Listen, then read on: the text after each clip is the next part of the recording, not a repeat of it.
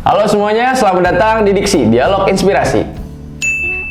Oke, kita mulai. Pada fase remaja, biasanya kita sering mengalami kebimbangan, khawatir tentang masa depan, khawatir tentang apa yang kita lakukan. Dan biasanya nih ya, ketika kita di fase SMA menuju fase transisi ke perkuliahan, kita mengalami fase-fase di mana kita dilibatkan oleh persimpangan-persimpangan kehidupan. Itu biasanya kita bingung dan khawatir apakah pilihan kita yang kita lakukan sudah benar. Apalagi ketika kita memilih sebuah sesuatu, kita merasa bahwa kita telah gagal di dalam hal itu, atau mungkin merasa khawatir bahwa ke depan ini tidak ada hal yang mungkin nantinya bisa menjamin masa depan kita nanti. Nah, hal inilah yang disebut sebagai quarter life crisis, di mana biasanya kita melibatkan perasaan emosional, takut dan khawatir untuk kehidupan ke depan yang kita alami. Biasanya ini terjadi di umur 18-30. Nah, makanya KLS ini disebut sebagai krisis seperempat abad. Karena kan umur 20 tahun itu kan seperempat abad ya. Walaupun sebenarnya terjadinya di 18-30. Nah, inilah yang pengen gue bahas karena menarik untuk dikulik. Walaupun sebenarnya setiap individu itu pasti mengalami yang namanya quarter life crisis. Karena itu hal yang wajar. Itu fase kita di mana mencari jati diri kita. Di fase SMA, kita menjadi orang yang belum pernah berpikir bahwa gue mau jadi apa besar. Nah, ini ada dua referensi sesuatu yang pengen gue satukan. Yang pertama, buku You Do You by Felix Sandro Ruby sama Filosofi Teras. Nanti buku ini gue gabungin jadi satu. Maksudnya penerapannya bagaimana cara kita menghadapi quarter life crisis. Walaupun secara gue pribadi ya, gue bukan seperti Felix Sandro Ruby yang sebenarnya itu bisa dibilang beliau adalah orang yang sudah berhasil melewati fase itu dan bisa membuktikan dirinya bahwa beliau sukses. Namun bagi diri gue, ketika gue dalam fase melewati quarter life crisis itu, atau mungkin setiap step kehidupan gue untuk mengontrol emosi gue sehingga gue tidak khawatir berlebihan, takut atau bingung dalam pilihan persimpangan, gue banyak memakai referensi tentang self-awareness. Dan inilah kenapa self-awareness itu penting. Nah, ini ada data yang mau gue sampaikan dulu. Menurut American Physical Association, pada generasi Z dan milenial mengalami peningkatan kesehatan mental sekitar 53%. Nah, artinya kita bisa lihat bahwa generasi kita itu sangat krisis terhadap mental ya. Itu kategorinya adalah mental. Namun ini bisa menjadi data walaupun data ini ditarik pada tahun 2017. Apalagi selama masa pandemi COVID-19 ini banyak orang yang harus terkena dampaknya. Baik kita, orang tua kita, keluarga kita, lingkaran kita, atau teman-teman kita. Itu akan berdampak pada tekanan diri kita juga. Karena kuncinya adalah sebenarnya adaptasi pada segmentasi yang kita hadapi. Untuk itu, gue pengen banget ngangkat tentang filsafat Stoa. Jadi filsafat Stoa ini yang ada di dalam buku Filosofi Teras. Jadi filsafat Stoa ini membahas bagaimana kita hidup selaras dengan alam, bahwa dengan apa yang kita hidup di situ, kita harus bisa selaras. Arti filsafat Stoa itu ibarat kata ya, penguin, dia bisa tinggal di tempat yang dingin, tapi ketika dia dipindahkan ke padang pasir, itu akan membuat dia tidak bisa beradaptasi. Makanya kuncinya adalah hidup selaras dengan alam. Nah, sebelum itu gue pengen lihat lagi nih. Oke, dalam kehidupan, kita biasanya mempunyai yang namanya opini sendiri. Nah, dalam buku Felix Sandro Ruby, tulisannya, itu membagi 3 hal. Political truth, personal truth, sama objective truth. 3 hal ini yang menjadi konsep bagaimana kita membagi pikiran kepada orang lain atau pikiran kita kepada haluan yang ada di sekitar. Nah, ini gue akan gabungin 2 konsep itu, bagaimana filsafat Stoa dengan yang dipaparkan Felix Sandro Ruby. Walaupun sebenarnya kedua hal tersebut sama miripnya, namun ada perbedaan pada bagian-bagian akhir penulisan bukunya. Yang gue ambil hanya bagian intisari. Sebelumnya pernah nggak lo bahwa berpikir ketika lo di fase SMA lo berpikir nih ya bahwa jadi PNS itu adalah sukses. Gue nggak bilang PNS buruk nih, jangan marah, bukan. Karena mindset kita, patokan sukses adalah jabatan dan uang.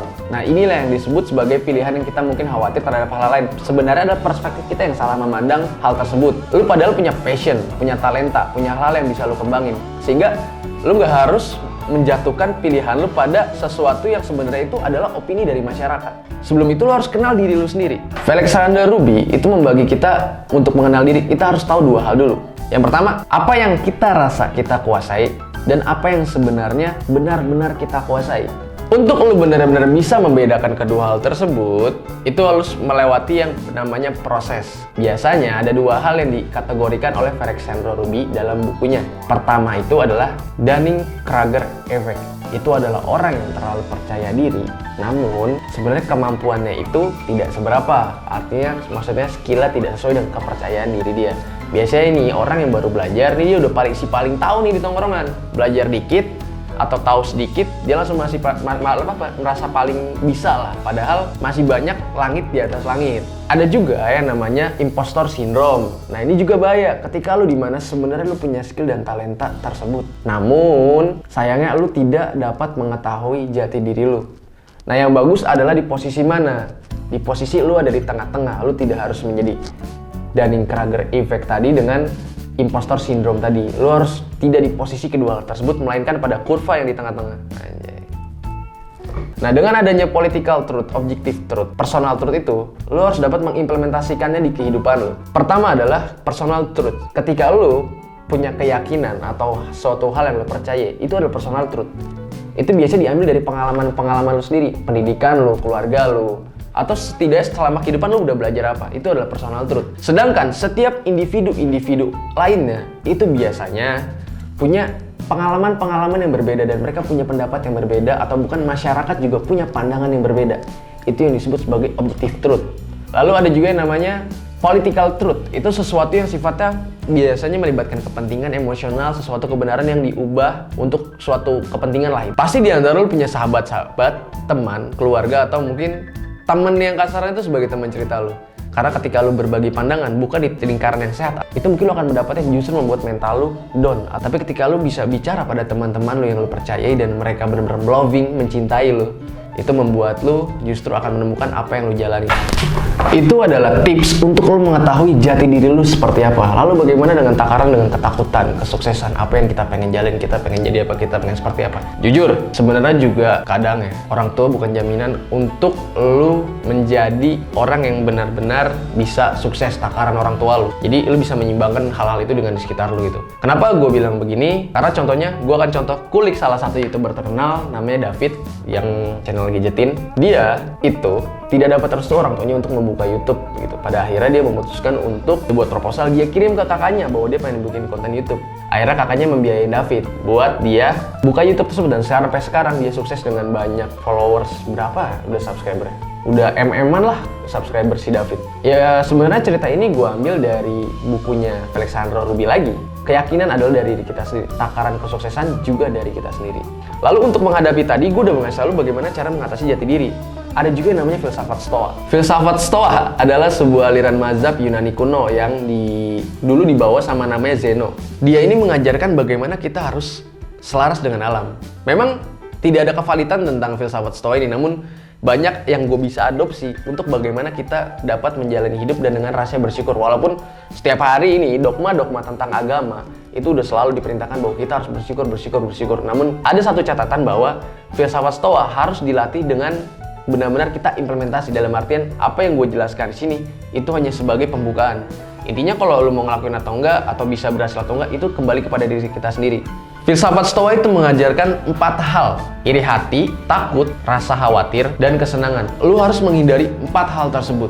Loh, kok kesenangan dihindarin? Nah ini, intinya adalah filsafat Stoa membuat kita mencoba untuk menyembuhkan penyakit jiwa kita agar kita bisa membedakan mana kehidupan duniawi, mana hal yang sifatnya kontemporer. Walaupun di agama itu udah diajarkan. Tapi filsafat Stoa sekali lagi bukan sebagai dogma agama, namun sebagai sesuatu hal yang bisa kita ambil baiknya aja kalau lu merasa itu baik. Nah, filsafat itu mengajarkan bahwa kita tidak perlu membuang tenaga kita terhadap emosi-emosi yang sifatnya negatif.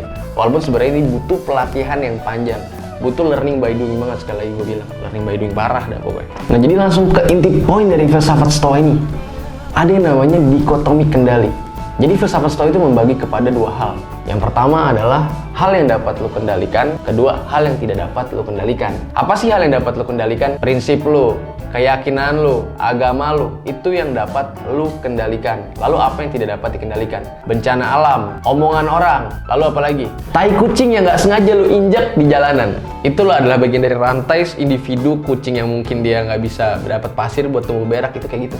Itu adalah hal yang di luar kendali kita. Lalu yang kedua adalah trikotomi kendali. Prinsipnya sama, dibagi 2 hal. Cuma bedanya adalah sebagian dapat mempengaruhi. Contohnya apa? Hubungan.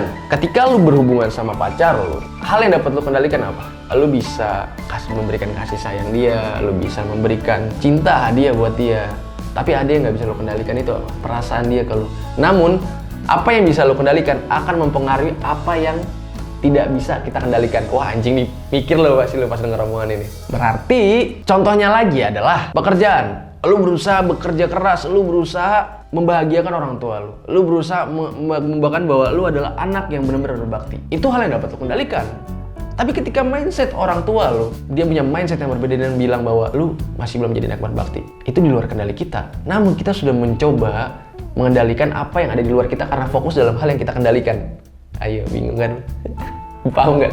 Kalau di konsepnya Alexander Ruby, mirip, lakuin aja hal yang lu suka. Fokus pada hal yang menjadi kelebihan lu, bukan kelemahan lu. Lu punya musik ya udah gaskin. Lu bisa gamer, gaskin, tapi jangan setengah-setengah. Lihat bagaimana dua konsep ini sangat mirip. Jadi filsafat Stoa ini memberikan hal bahwa lu nggak perlu memikirkan apa kata orang, tapi lu juga harus menyeimbangkan dengan diri lu. Dan lu harus mencoba bahwa lebih baik kita fokus apa yang kita bisa kendalikan. Terlepas dari apa yang nggak kita bisa kendalikan, itu tinggal menunggu dari hasil yang telah kita kendalikan. Wah anjing, rumit banget ini bahasanya. Ambil lagi ke Alexander Ruby. Ketika lu mengambil dua pilihan antara A dengan B, lu tinggal mengubah mindset lu. Jangan berpandang bahwa lu takut di antara A dengan B, tapi maju buat mindset bahwa ya setelah gagal, lu akan berhasil gitu. Karena yang namanya proses itu kan butuh dari bertahap gitu, nggak ada yang instan dengan hal itu. Ya itu sebenarnya sedikit aja tentang quarter life crisis, semoga dapat membantu walaupun sebenarnya nggak bisa membantu secara keseluruhan. Namun kalau lo berminat, lo bisa mempelajari lebih lanjut terhadap QLS atau mungkin bisa bertanya di kolom komentar. Jangan lupa subscribe, follow Instagram Evermore, terus support. Karena beginilah jalan Evermore, kita melakukan hal mencoba berusaha keras, tapi nih terlepas kalian subscribe atau enggak, itu hal yang di luar kendali kita. Jadi kita berusaha keras bagaimana caranya, udah itu doang. Pendapat kalian seperti apa? Yang penting kita sudah melakukan apa yang ada di kendali kita. Sampai jumpa lagi di Diksi selanjutnya.